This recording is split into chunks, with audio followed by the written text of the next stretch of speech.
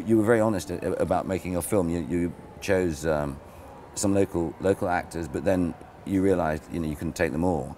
But actually, there's a lot of talent about. Yeah, there was. Some of the kids that didn't get into Ill Manors went on to do other things just through knowing our casting director. I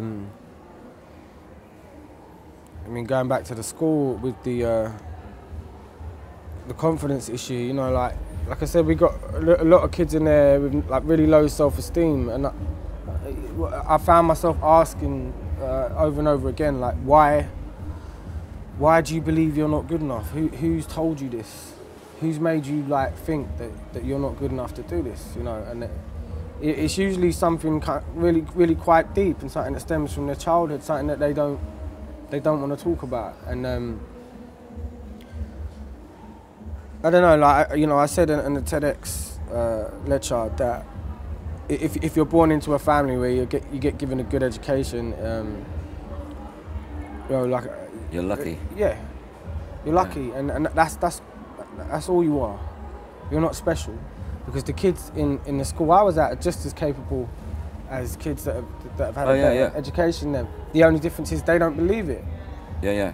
Because unlike the other kids from the well-off kind of backgrounds, they don't have a good mum and dad there,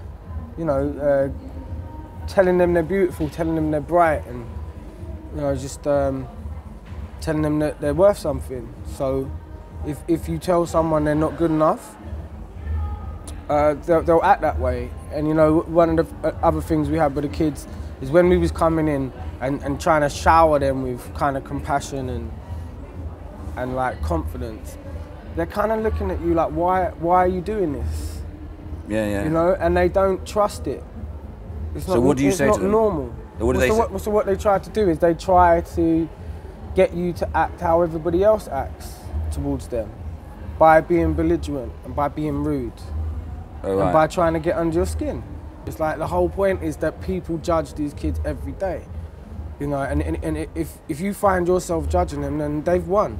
Like they wanted to see that side of you, the side that everybody else shows them, because they didn't believe, that your patient and loving side was authentic or real, and it is really difficult. And I whenever I found myself judging a kid, I had to proper check myself and just remember, who that kid was and what they'd been through, and sort myself out. But it's like it's extremely difficult. But no one said this is going to be easy. I mean, that's why it's a problem, because it's hard to know how to solve it. But it is you can solve it. It's just you need a lot of patience, The stickiness of it. I mean, I admire you for going into the schools, taking proper time. The Hackney project it's proper, it's pucker. Because the real danger with a lot of initiatives is that they become like, let's all pat ourselves on the back, we're taking care, and then the project's over, people piss off. But you've obviously, I mean, you said at the end of the Observer speech as well, that you're in it for the long run, to be engaged with it. Do you think you'll be able to hack it for the long run? I just think that I'm never going to stop feeling the way I feel about kids that come from that environment, because I came from that environment and I was made to feel that I wasn't good enough. And the way I'm built is like, okay, the more people say I'm not good enough or say I can't do something, the more I want to prove them wrong. Yeah. Not in an aggressive way, in the proper way, by achieving things.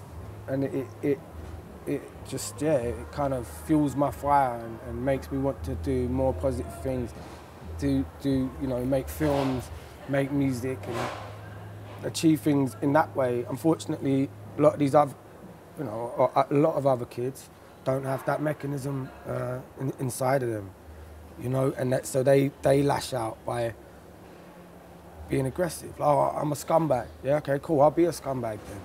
Yeah. So next time one of you rich people walk down my street and look down at me and clutch hold of your bag, I'll take the bag off you. Because that's what you think I'm going to do anyway. And if I walk past you walk past me again, you're still going to do the same thing. That's what you think of me. So I may as well steal your bag, And that's the negative side of it, And luckily for me, I didn't have that attitude towards it. I just thought I'll show you all. one day, you know. Part of what this is about is putting two fingers up at people saying fate has dealt you a bad deck of cards and you can't get away. You can get away. I understand the people that don't believe in themselves, and I feel for them, and I understand, you know, why some of them don't. But I believe that there's a way of breaking down that barrier and making them believe in themselves. It's through doing stuff like I've done in that school. It's through really helping them and guiding them and, you know, holding their hand through it and just achieving one thing. They have to achieve one thing. And once they achieve one thing, they go, okay, well, I've done that.